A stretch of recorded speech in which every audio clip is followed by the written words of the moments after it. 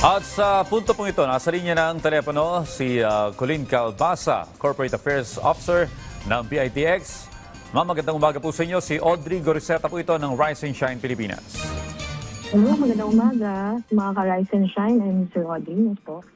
Alright, ma'am, kamusta po yung preparasyon ng pamunuan ng PITX para sa mga kababayan natin magsisiuwian ng mga probinsya upang gunitain yung Semana Santa? As of now naman po, nakapag-meeting na po tayo with the bus operators para po sa pagdagdag po ng ating supply, lalo na po sa darating na Semana Santa. So, ang nakikita lang po natin na challenge right now is yung ibang mga bus operators natin, lalo na papuntang Nueva Ecija at Pangasinan, ay magli-lean operations po. Kumbaga, magbabawas po sila ng kanilang trips dahil po ito sa pagtaas ng crudo. And yung mga in-city naman or within Cavite natin na mga biyahe, tuloy-tuloy pa rin naman po ang daloy ng ating mga bus o di kaya naman ang supply.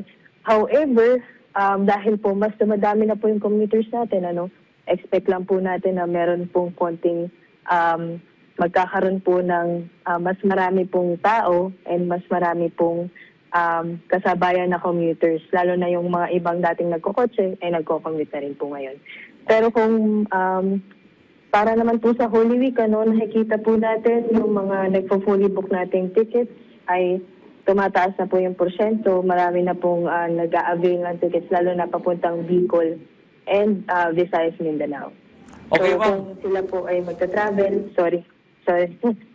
kung sila po ay magta-travel, sir, mas mabuti pong makapag-book na sila ng ticket ahead of time. Okay, ma'am, ulitin ko lamang po yung binanggit nyo, Biyaheng Pangasinan po yung inyong tinitingnan dahil may mga bus operators na sinabing dahil mataas yung presyo ng diesel, hindi ba biyahe? Paano po ito gagawa ng paraan ng PITX, ma'am? Hindi naman po sinabing hindi po sila babiyahe, sir. Nagbawas lang po sila ng trips. Kung baga po, kung titignan natin na dati pong 25 ang biyahe nila sa isang araw, magbabawas na po to at least 19 po. Ganun po yung mga numero nating nakikita.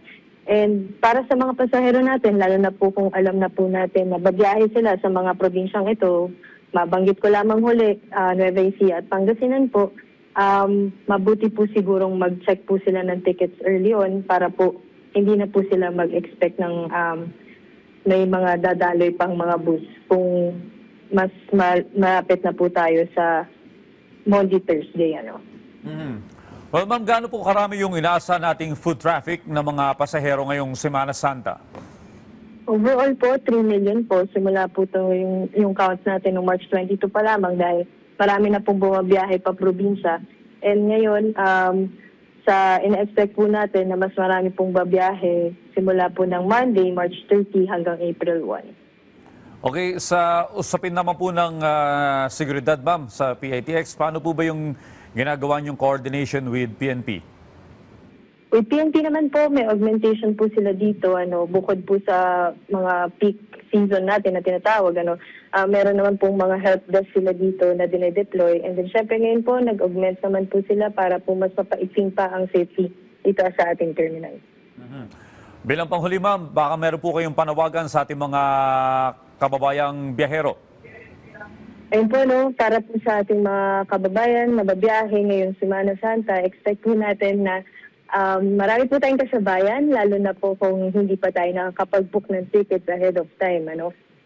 So make sure po natin na makapunta po tayo agad sa ticket booth o di kaya naman po, you can contact us via Facebook page po namin, yung official Facebook page ng PITX, para po matanong nyo sa amin kung ano po yung mga status ng biyahe, lalo na po sa papuntang probinsya. And then syempre, bawal na pong dalhin sa ating terminal ang sharp objects, flammable items, lalong-lalo na po ang baril, yan po yung makakonfiscate at hindi na po mag-turnover sa inyo. Ayun lamang po, salamat. Alright, maraming salamat, Colleen Calbasa, Corporate Affairs Officer ng PITX.